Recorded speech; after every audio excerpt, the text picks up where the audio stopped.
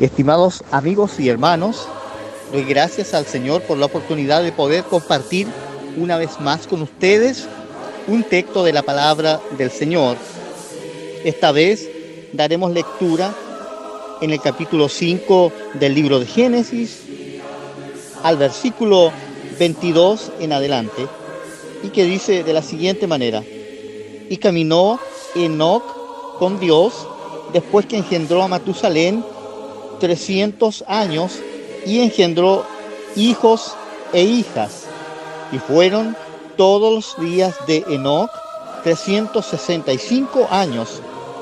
Caminó pues Enoc con Dios y desapareció porque le llevó Dios. Hoy, amados amigos y hermanos, veremos algunas cosas muy importantes en relación a la vida de este hombre.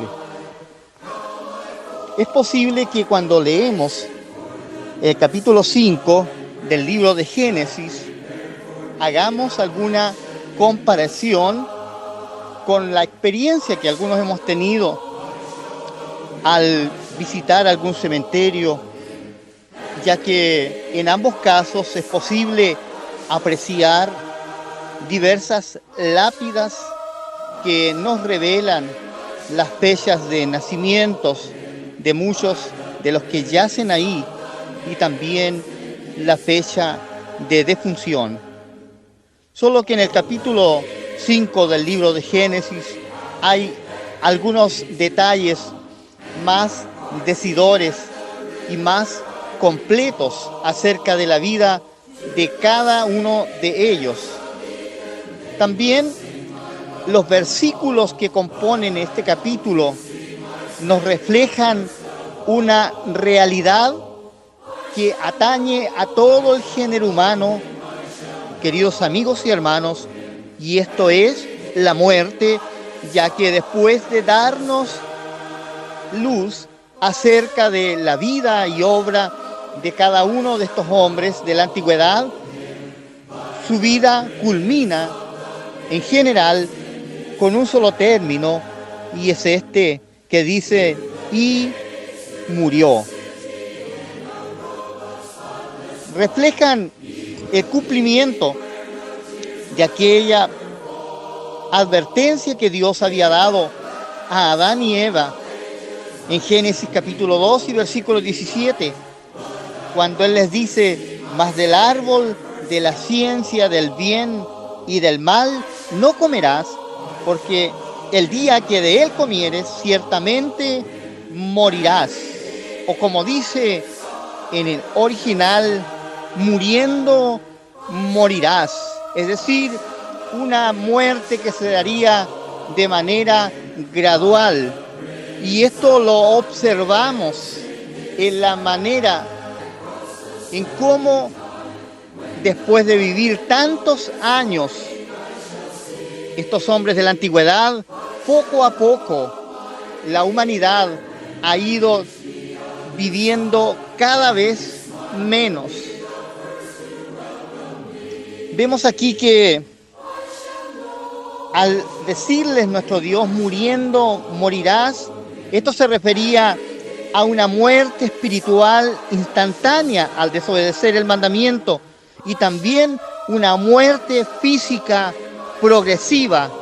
Esta era la pena por violar el mandamiento, y el apóstol Pablo en la epístola a los Romanos, en el capítulo 5 y versículo 12, nos dice lo siguiente al respecto: por tanto, como el pecado entró al mundo por un hombre, y por el pecado la muerte, así la muerte pasó a todos los hombres, por cuanto todos pecaron. Esa fue la forma en que la muerte entró al género humano.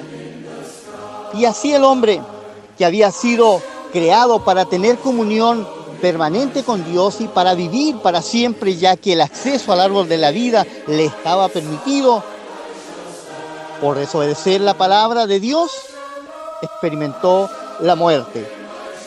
Pero existe también en este capítulo 5 del libro de Génesis que hoy estamos considerando un elemento que llama poderosamente la atención, y es el hecho que encontrando las lápidas, por así decirlo, de Adán, de Set y de tantos otros, y es la realidad también de cada ser humano que haya venido a este mundo, hay un personaje que llama poderosamente la atención, como lo hemos dicho, y es que su vida no termina de la misma manera que han terminado la vida de estos otros predecesores suyos o sucesores.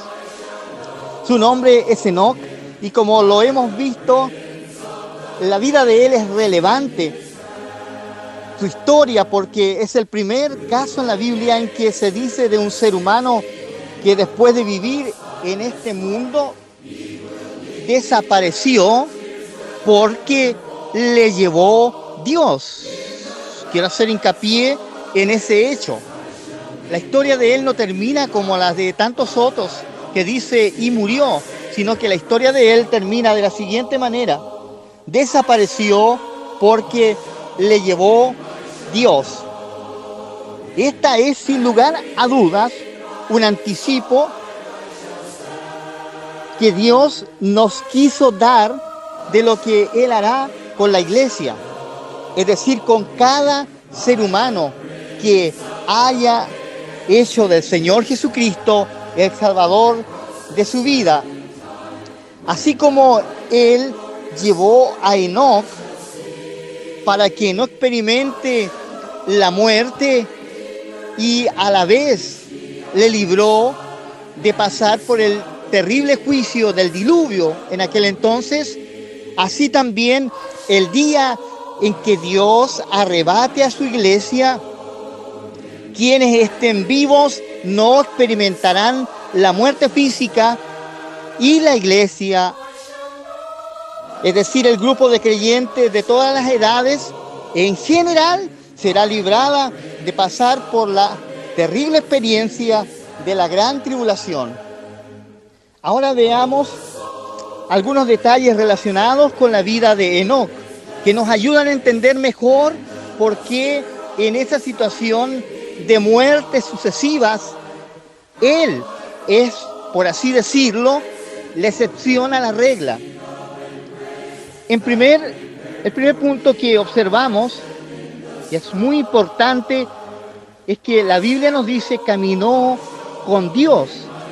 Ahora, si alguno se pregunta cómo se puede caminar con Dios, la Biblia nos entrega la respuesta en Hebreos capítulo 11 y versículo 5, en donde nos dice: por la fe Enoc fue traspuesto o arrebatado para no ver muerte, y no fue hallado porque lo traspuso Dios, y antes que fuese traspuesto tuvo testimonio de haber agradado a Dios. Es decir, que la pregunta está respondida: ¿cómo se puede caminar con Dios? Por la fe.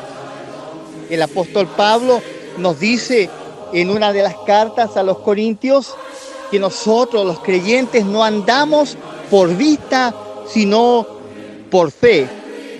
Y la Biblia también, cuando menciona la vida y testimonio de Moisés, nos dice que él se mantuvo como viendo al invisible, y esto por la fe.